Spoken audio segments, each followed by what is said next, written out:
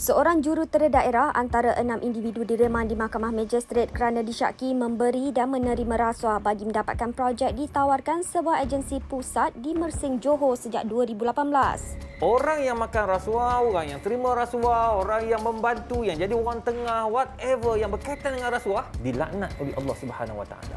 Dua pegawai Suruhanjaya Pencegahan Rasuah Malaysia SPRM Johor didakwa di Mahkamah Session atas pertuduhan menipu seorang penguatkuasa. Tak kisahlah siapa pun, kalau salah tetap salah.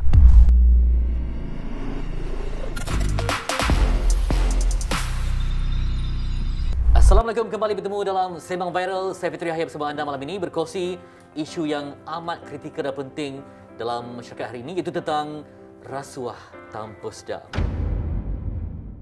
Dan saya akan halusi bersama dengan Datuk Izzah Harif. Assalamualaikum. Waalaikumsalam. Itu dia, isu tentang rasuah ni memang zaman dulu kita dah bincangkan ya. Tapi kali ini nampaknya amat sukar untuk menanggalkannya, ibarat daki yang telah pun lama dalam tubuh badan. Hari ini pun banyak kes yang dilaporkan rasuah. Itu baru di peringkat yang pertengahan ya, daripada mereka yang disogokkan, orang kata tumbuk rusuk dalam bahasa yang kiasannya.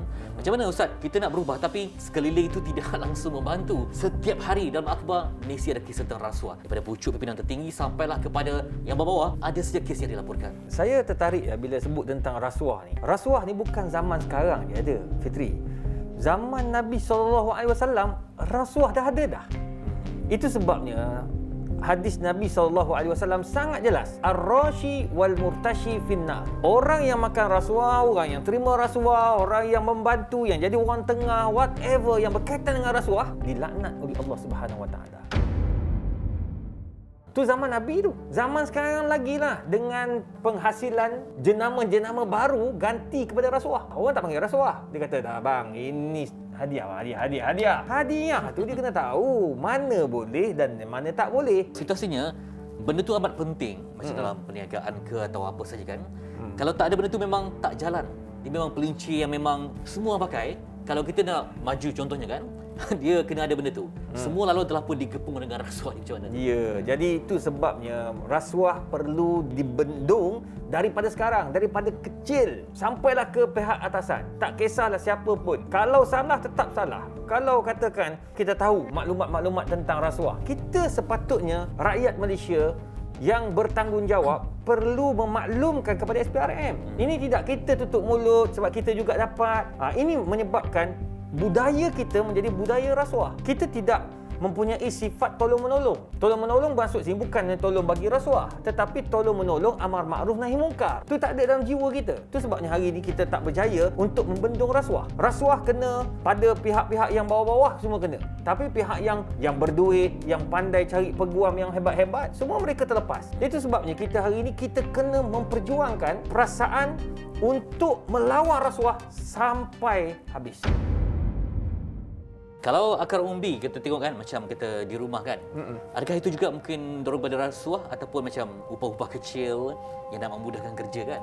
Kalau dalam situasi rumah tangga ke, dalam situasi jiran tetangga ke? Sebenarnya kalau kita nak gunakan kaedah upah, betul-betul guna kaedah upah. Hadiah dia panggil ujrah. Okey, anak kita buat minta anak kita buat homework, kita bagi hadiah.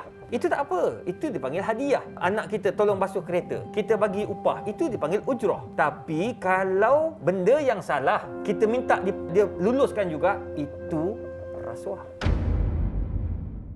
Disebabkan jawatan dia boleh meluluskan banyak projek, dan projek itu nak luluskan, kita dapat habuan daripada orang yang minta projek, itu rasuah. Benda yang dah biasa jadi darah daging kan.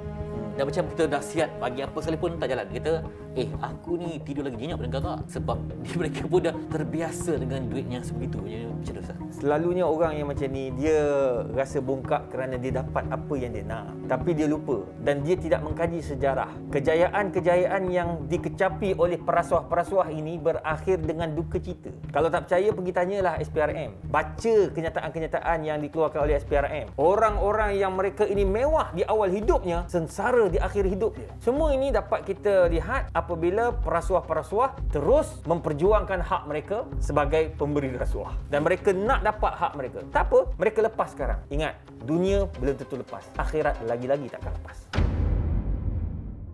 Kadang-kadang hilang mungkin Ustaz belum sempat balik rumah lagi, orang ajak pergi jumpa di hotel yang mungkin ada mukadimah lain kan. Betul. Dan rasuah ni diberikan takrifan yang sungguh cantik ya, supaya tidak rasuah ni macam keras kan. Ada yang beri definisi baru, katanya macam duit kopi ke ataupun lipan bara ke ataupun, itu yang saya katakan. Istilah rasuah itu telah diubah kepada nama-nama baharu. Nama-nama baharu yang membawa kepada maksiat. Tetapi dia tutup dengan nama baru tu. Itu yang jadi isu. Ya, macam dulu pengharaman ar-raqs ataupun kita katakan joget lambak yang tidak tutup aurat antara lelaki dan perempuan, bercampur antara lelaki dan perempuan. Hari ini dia panggil kesenian. Itu Dr. Yusuf Al-Qaradawi dia kata apa? Hari ini nama-nama perkara yang haram itu telah diubah dengan nama yang cantik. Orang tak nampak haram, orang nampak cantik pada namanya. Itu bahaya, sangat bahaya. Ustaz ni katakan seorang yang terkenal. Kemudian saya tahu hari jadi Ustaz bila. Jadi saya akan bagi Ustaz hadiah yang hebat-hebat. Saya buat kajian Ustaz ni suka apa. Supaya nanti bila kita ada projek akan datang, dipermudahkan. Ustaz ni macam nak balas budi.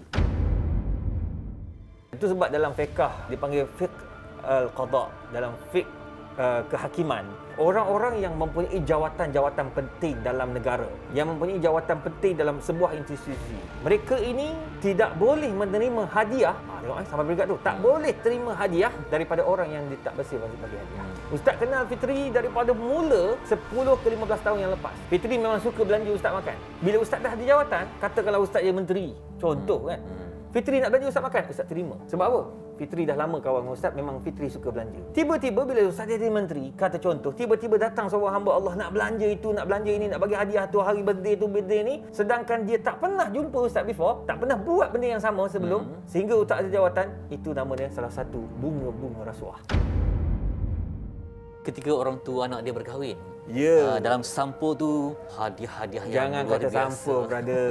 Kadang-kadang dia kata Fitri nak kahwin, Fitri nak kahwin. Silap. Anak Fitri nak kahwin. Ya, tak apa, jangan risau Datuk Fitri. Semua kelengkapan akan disediakan. Bunga kita saya sponsor. Yang tu pula kata sponsor. Dia guna perkataan sponsor. Itu bukan sponsor, brother. Itu rasuah. Tapi yang paling bahaya Ustaz, saya akan tajir satu family pergi umrah. Holah. Itu dia. Macam mana tu?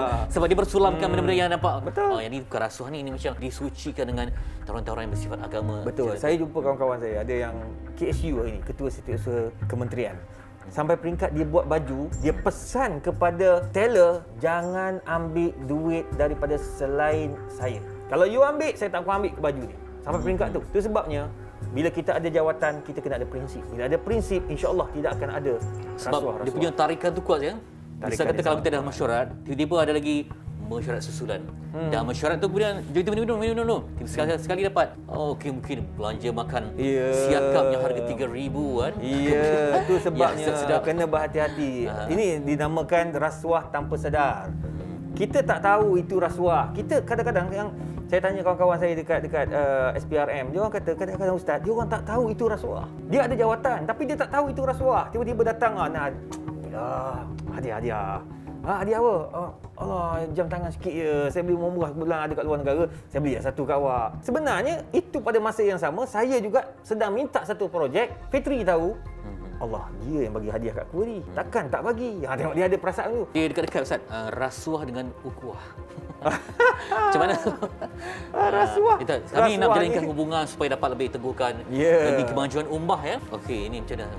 Dia lain. Rasuah diharamkan oleh Islam. Mengambil duit ataupun habuan daripada seseorang yang ada kepentingan dengan kita. Manakala ukhuwah, kita berkawan dengan semua orang tanpa melihat pangkat, jawatan dan apa-apa kepentingan. Itu sebabnya Nabi bagi tahu awal, ar-ri'asatu amanatun. Riasah itu kepimpinan itu adalah satu amanah. Macam Fitri. Fitri itu adalah satu amanah. Orang berkawan dengan Fitri mungkin dia nak projek. Dia bagi tu bagi ni, Fitri tak ada ke projek. Sebab Fitri orang lama dekat TV3. Walaupun Fitri bukannya menteri, tapi kuasa menteri itu ada pada Fitri. Itu dia, memang sama-sama dia antara rasuah dan ukhuwah ni. Kita pun kadang kalau tak kuat iman ya, kalau kita tiba-tiba digoncang iman, moga terus bertahan sebab ia boleh meracun tahap keimanan kita lah dengan dugaan yang hebat yang luar biasa, terutama ketika kita dalam situasi yang terdesak. Mungkin ada orang yang cucuk jarum untuk kita terima rasuah benda yang terlaknat. Terima kasih Datuk. Kongsi ilmu yang cukup berguna dalam gurauan, ada nasihat yang cukup bernas untuk membantu keimanan kita. Semoga kita dapat ilmu yang manfaat dan semoga pertingkat iman sentiasa. Jumpa lagi dalam Sembang Viral. Assalamualaikum.